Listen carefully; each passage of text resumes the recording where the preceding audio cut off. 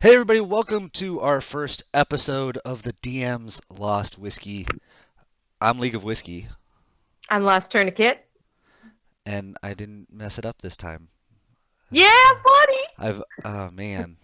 Um, Anyways, we wanted to have a intro video for everybody, just so that you guys can get a feel for what it is we want to accomplish with this channel, why it's something that we feel passionate about, and yeah, we really what we want to do here is create a safe place for dungeon masters, and just Dungeons and Dragons players in general, role-playing game players in general, where y'all can come and ask the hard questions in a safe place. Um, so, without further ado, Lost, I've got a question for you. This Sure. entire channel is all based around role-playing games. Um, Yep. so what is it that got you into role-playing games? What is kind of your history with role-playing games? It's a good question. So I always played a lot of like board games, and I grew up kind of as a gamer, so I did like, Halo, Call of Duty, WoW, all that other kind of fun stuff. Um, and when I was younger, I grew up in a household where they tried to stay away from a lot of RPG games, and I never quite understood why. I think my parents were just really leery about that, which is fine. Um, However, what I ended up doing was I ended up doing a lot of writing and drawing to kind of, I guess you could say, augment, however you will, try to get that kind of imagination Yeah. on paper. And when I became an adult, like I had a When did that coworker, and he, happen? What is it? When did we you become know, adults? uh, still kind of in the process of I doing don't. that. I mean, Who allowed this? adulting, adulting is so real. But no, I had a coworker, Neil, and he introduced me to Critical Role. He said, "Hey, you should really like listen to this podcast. I think you'd really love it." Um, and it utterly blew my mind away. Matt Mercer is a god among men. Um, Okay, hold on. I'm gonna stop you right there because um, this is actually a really kind of hysterical story. So, whenever I first got into Critical Role, it was like right after my daughter was born. Um, and we used like she would just be fascinated by the screen, especially whenever it was a full up of Matt Mercer. oh, So for real. we always used to joke and say that she had a crush on Matt Mercer. Which how could you not? Look at the man. I know he's a very handsome man. He's a very handsome man. Sorry, The I didn't mean to cut you off. Please go Oh ahead. no, no, no, that's that's great. But no, yeah. So, I had all of these super high expectations about D&D, and I had a friend who was like, "Hey, we're starting a D&D group. Do you want to join?" And I was like, "Oh my god, yes! Sign me up!" Uh, and it was interesting because I think Critical Role set a very different expectation than Hmm. what reality was, and that's a whole other conversation, which I know we're probably going to get into at some point. Oh yeah, that's a Um, whole planned podcast that we've got set up. Like we're yeah, gonna dive into that. we're gonna talk about that. All mostly good things. Yeah, I mean, but as on a channel that we're planning to talk about struggles that DMs have, the Matt Mercer effect is a Mhm. really big piece of that, and expectations for dealing with new players, for Mhm. even veteran players who've watched Critical Role, kind of gaining new expectations for the game, and for DMs expectations that they set on themselves. Um, Yeah, so for sure. we definitely will be addressing the Matt Mercer effect at some point. Yeah. Um, but yeah, so the first couple sessions of D&D were very strange. I remember looking at my husband, who was in the group as well at one point, and just being like, "We've been waiting here for like 10 or 15 minutes as somebody's looking up a rule. Like, I don't know what to do with myself. Like, what do I do?" And that really kind of goes into um, what it is to be a DM and be on the other side of the screen. I know when I started DMing, um, 6 9 months later, I understood so much more how much you actually have to know about the game. Like they ask you questions and you're just like, sure, this works. And then you look it up and you're like, no, no, that doesn't work. I'm I'm pretty sure that I've made up more rules than I've gotten correct. Um, it took me like we it took me probably a solid 8 or 9 months to figure out how searching for traps and disarming traps would work. Mm-hmm. I was having them rolling investigation checks to find traps, and it's like, well, if they're putting their hands on a trap, it's going to blow up on them, so that doesn't make much sense. Right. Yeah. And then you think about, okay, do I use passive perception or do I not use passive perception? Like, how does that play in? Yeah, Like, it's oh my gosh, it's a whole thing. it's a whole mood. Yeah, it's definitely a mood. But yeah. So I don't know. Like regardless of those first couple of sessions, I really started to enjoy what it was to not just create a character like I would when I would write, but to be able to actually um, have that character live through me in Hmm. a certain sense. I thought that was really kind of incredible because characters really are their own person Hmm. in my mind. Um, and seeing what they do, I think, is very entertaining and very funny. I was a chaotic good bard, which was very interesting. Um, but Sounds like a normal bard.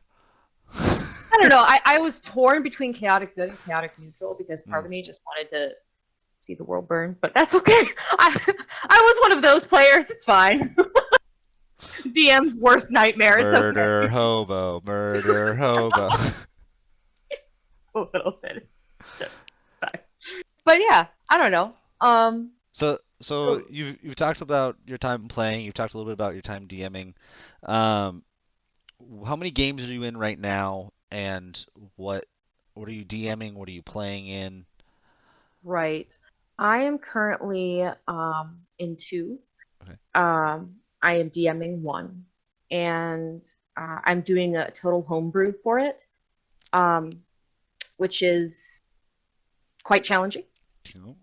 It's a little bit challenging. So people want to talk about homebrew.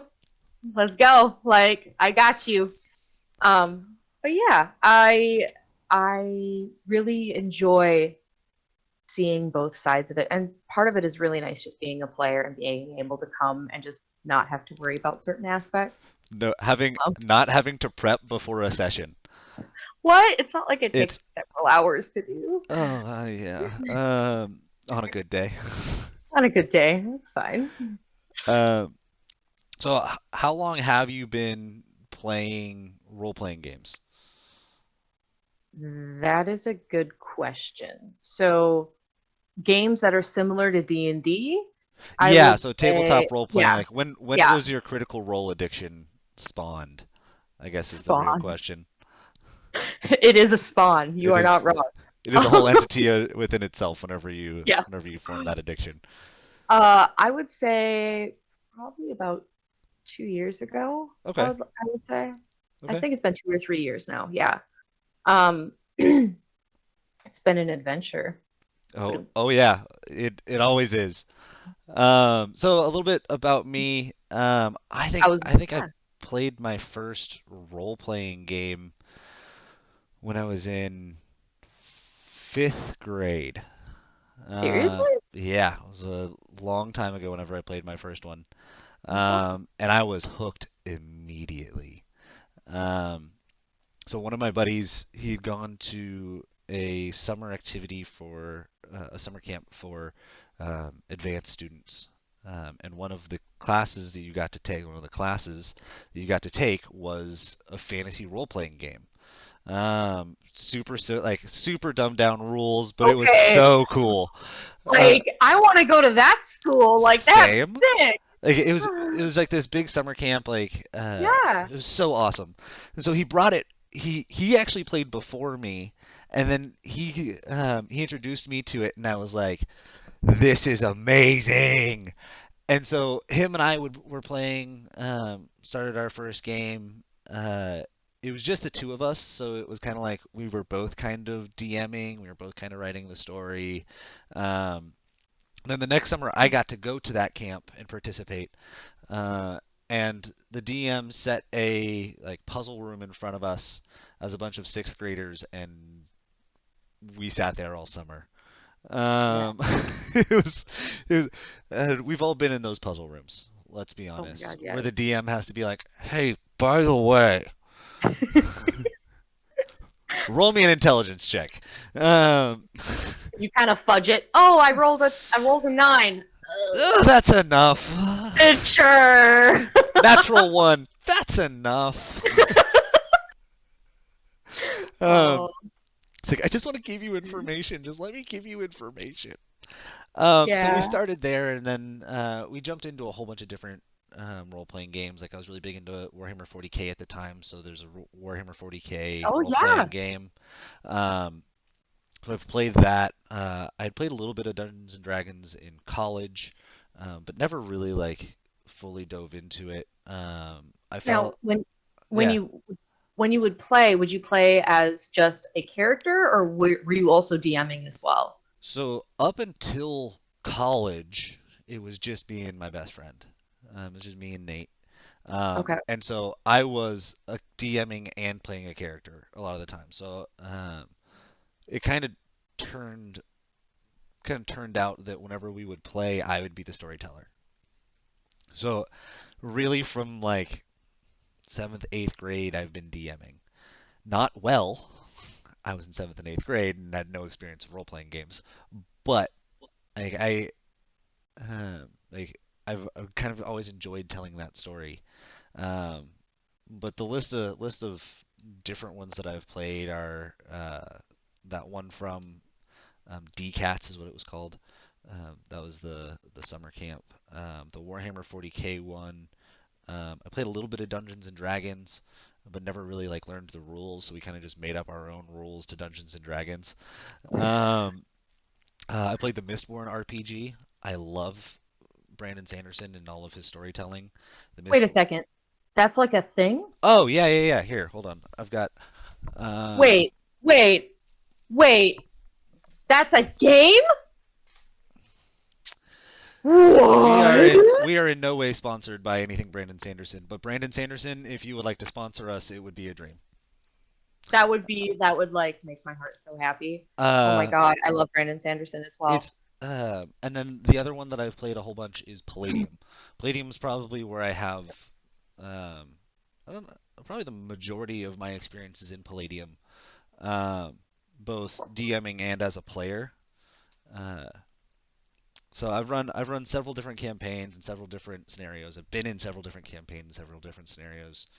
But right now I am playing in I'm gonna call it 3.5 campaigns.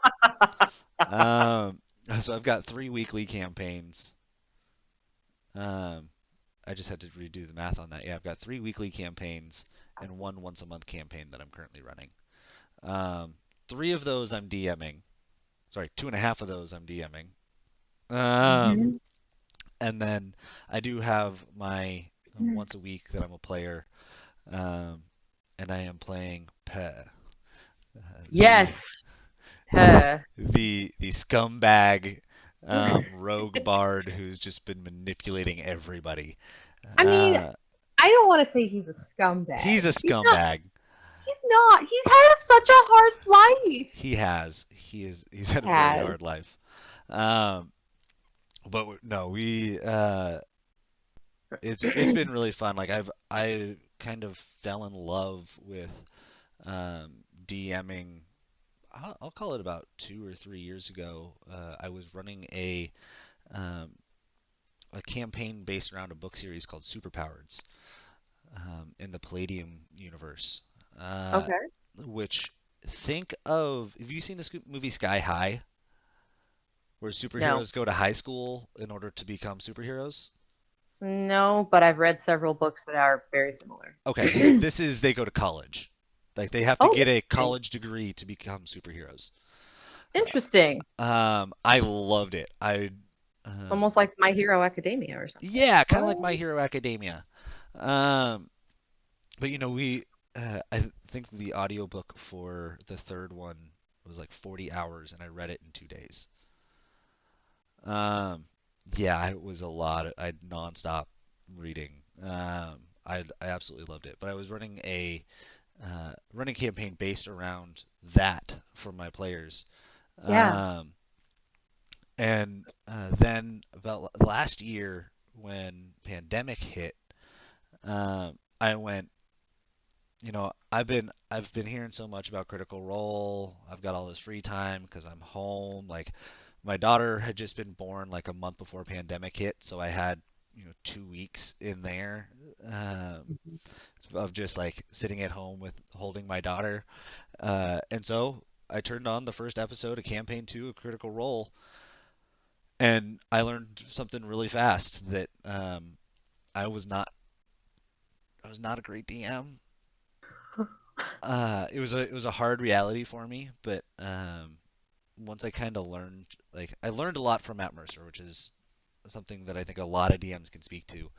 Um, so yeah, we after that, I ended up stopping my superhero campaign. Um, Texted two of my friends and said, "Hey, I wanna, I, I'm looking to start just like this little campaign for just like close friends. Um, what do you think?" And they said, "Sure, let's meet on Sundays." Um, and then Yeah. eight, or let's see here, we're about a year and a half from that point now. Um, and we now have 6 players total.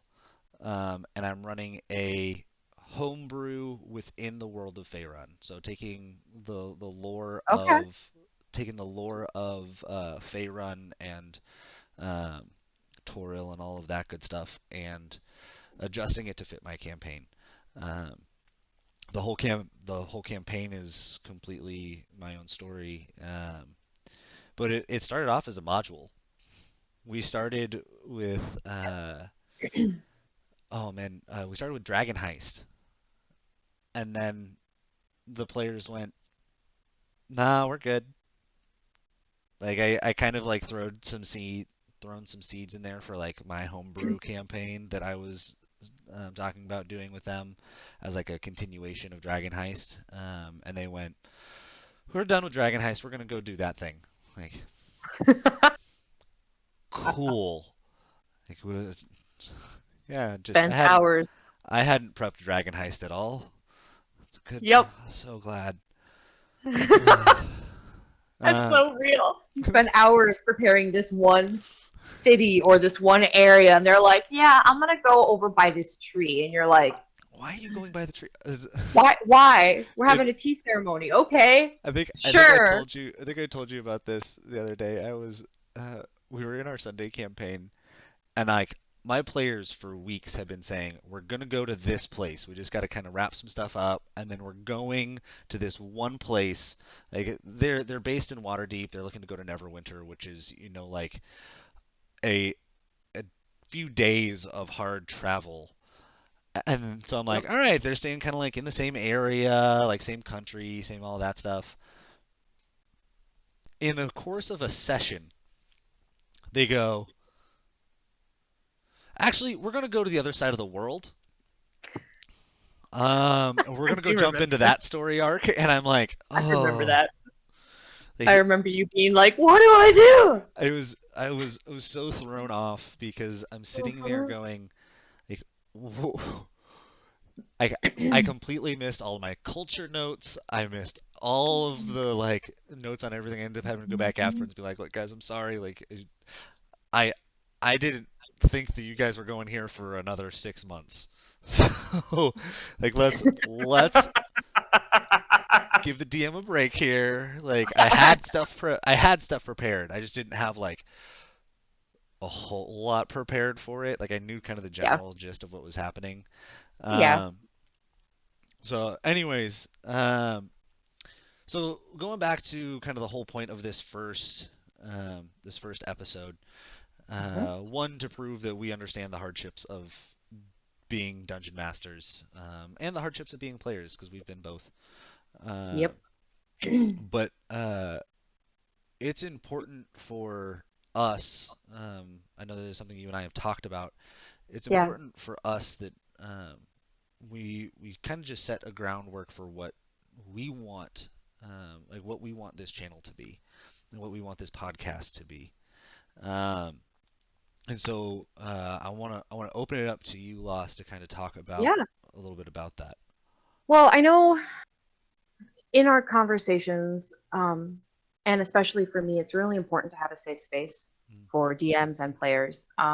DMs, I think, are in a very unique position because when they have difficulties, they can't necessarily go to the players and, depending on the situation, and talk to them about it, Yeah. right? Um, or if they're excited about something, they can't necessarily go to their players and be like, "Oh, I'm so excited for you to go to Neverwinter," and they decide to go halfway across the world. Like, you know, um, but being able to create a space in which DMs and players alike can see eye to eye and know that the questions they ask that may be very difficult, um, aren't going to be taken in a way that's necessarily offensive. That Hmm. that we can actually have a conversation about really hard topics, or topics that may are not often talked about just because you don't know how to have that conversation. Yeah. Um, Another thing that I think would be really cool, and is having tools or tricks Hmm. for DMs. Um, you know, I know you, Whiskey, you carry a calendar and you keep your players to that calendar, which I think is super sick. Like, I don't do that. Yeah. Um, so every so often they'll be like, "Hey, what day is it?" And I'll be like, "He's been here for like a week. I don't know." Like, So my brother actually just started a calendar for the campaign that I'm playing in, yeah. and he realized why it was so useful for me to have a calendar because you tell players like, oh, you want to have this piece of armor done. Well, that'll Hmm. take a 10 day or a week or it'll Hmm. take this amount of time, and they're like, okay, cool.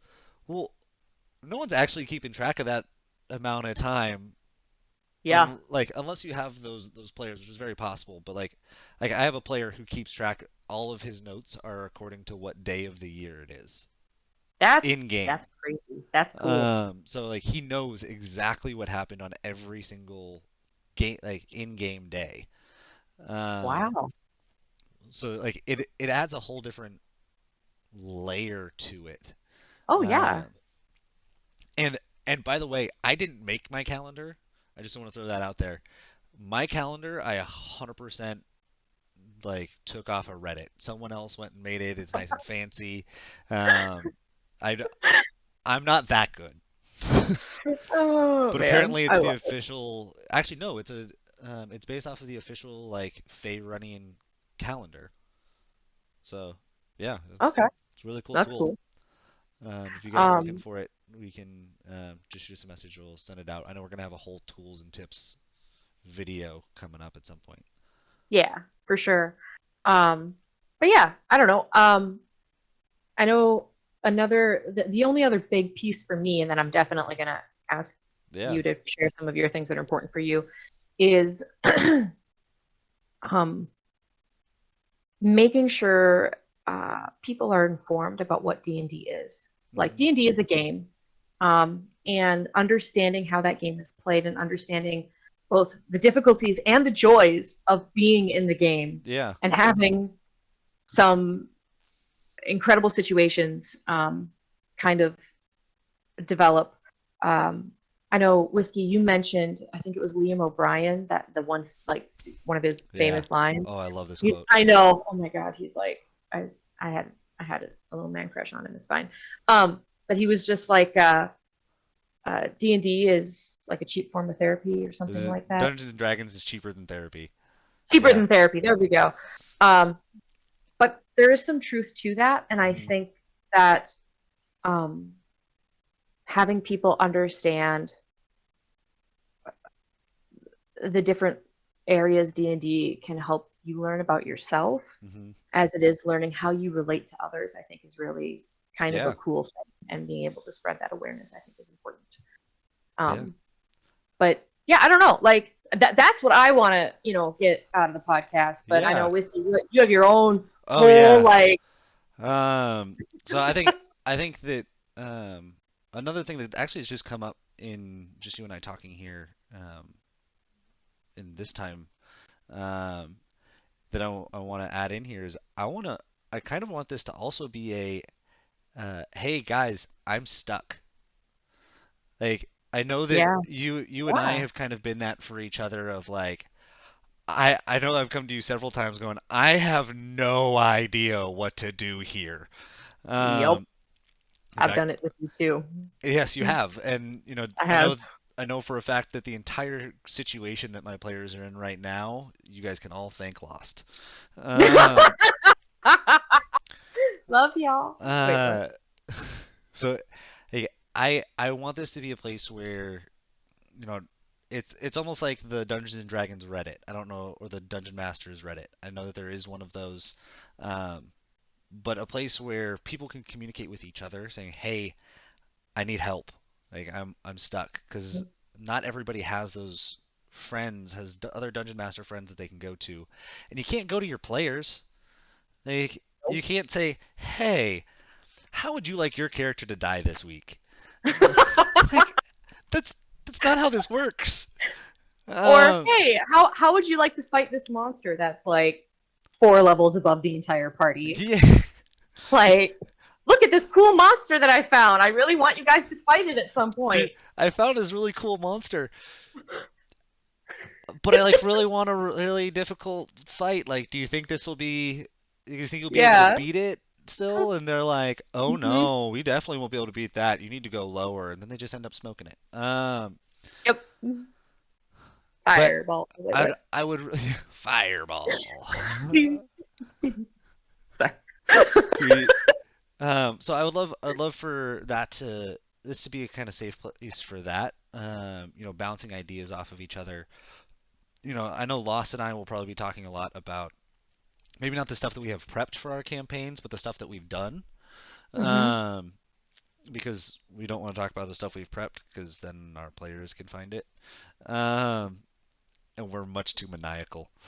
Uh, but Or yeah. no, go ahead. I was like, or we could talk about it and then totally change it on them, and then they'll be like, "Wait, this isn't what? Wait, what?" And then we'll be like, "Roll I initiative."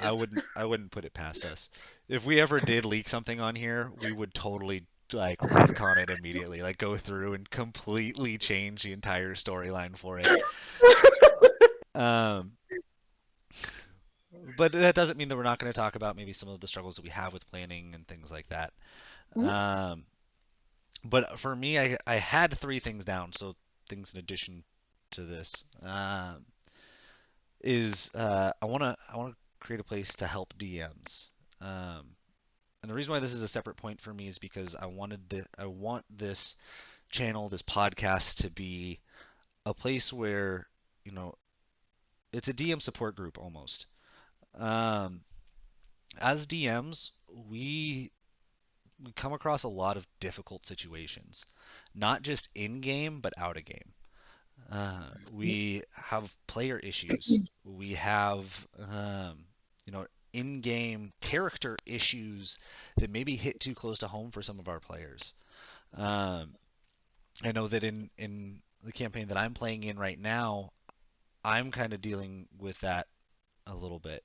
Um, you know, and finding that balance and having a place where DMs can come and ask, like Law said, ask the hard questions.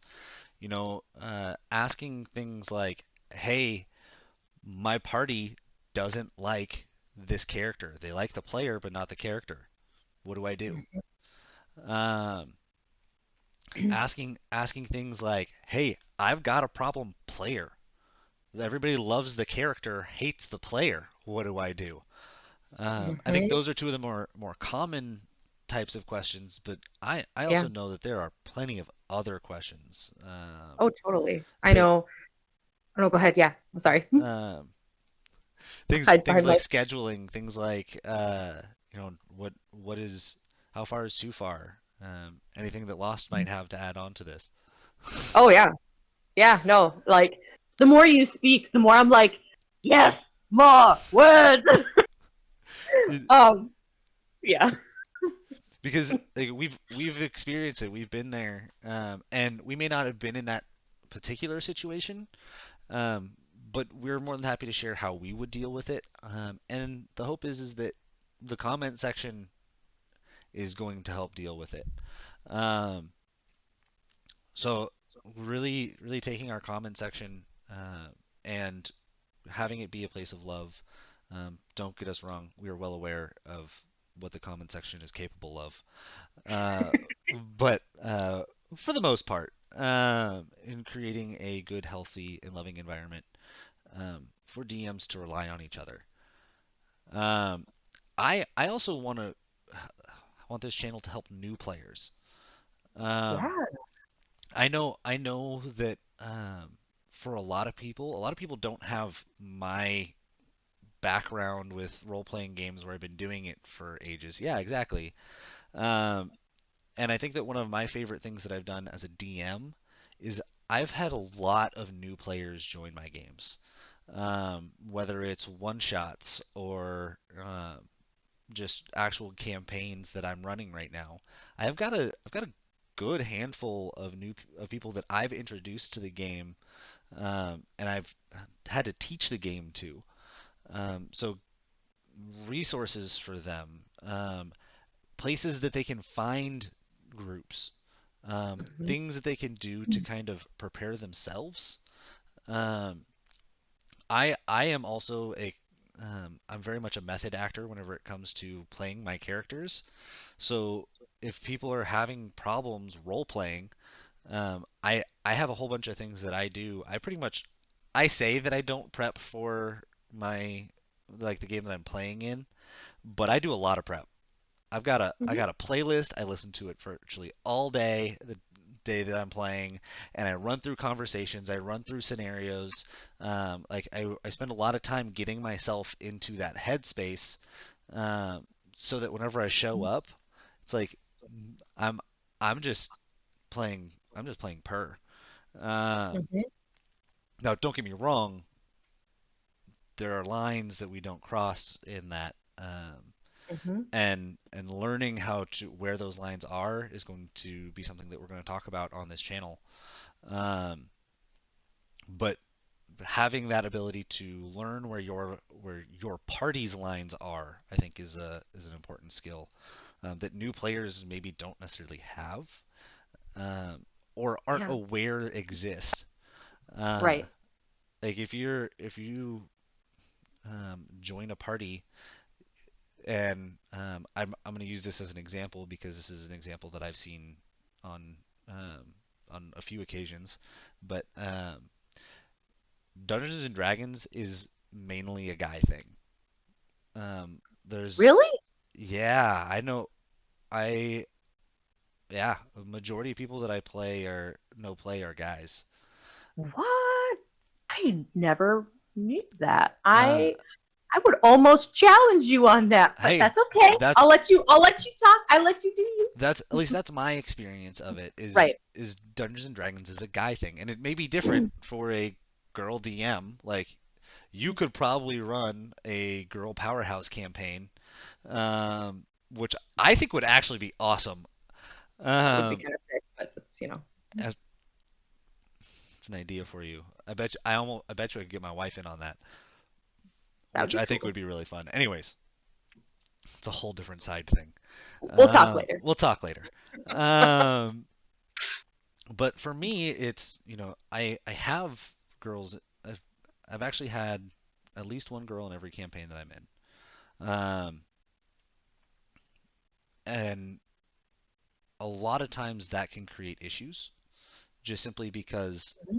the guys come into it as it's kind of like it's a boys club mentality, um, Yeah. and uh, so making sure that DMs know how to address that right off the bat. Um, Mhm. but also making sure that new players are aware, like, hey, this is something that can happen. what do you do in that situation?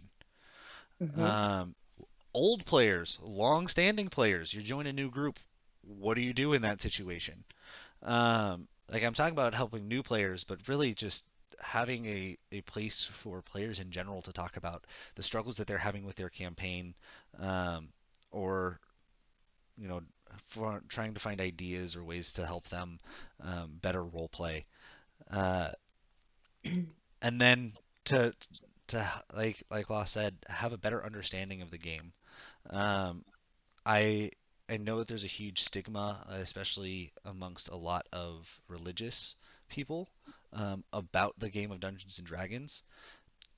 It's a if you yeah, well, We'll have that's a whole thing, and it's it'll a be a whole very thing. controversial video, and it'll be fantastic. Yep.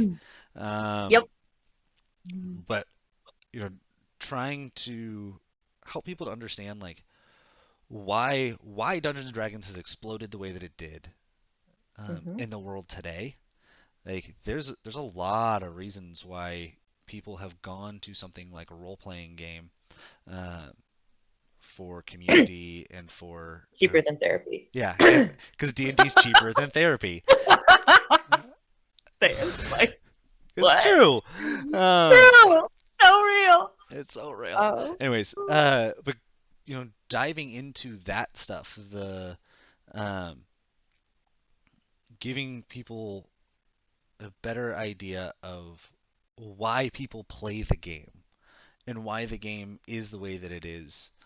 Um, Mm-hmm. and just like a short little glimpse into that, for me, it's a lot of the same reason why I love reading fantasy books, is it gives me another world that I can escape into. Um, Yeah.